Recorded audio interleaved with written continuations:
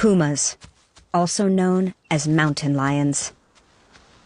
They used to be so thin on the ground, they were assumed to be solitary. But now, there are more pumas here than anywhere else in the Americas. And they're beginning to behave in ways never seen before.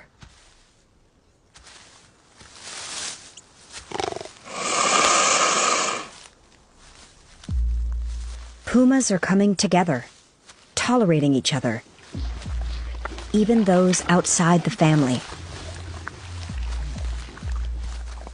And more surprisingly, they're sharing their food.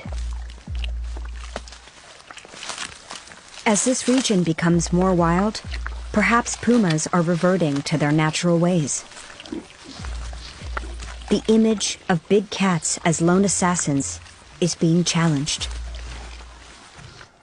It turns out they're better team players than we ever imagined.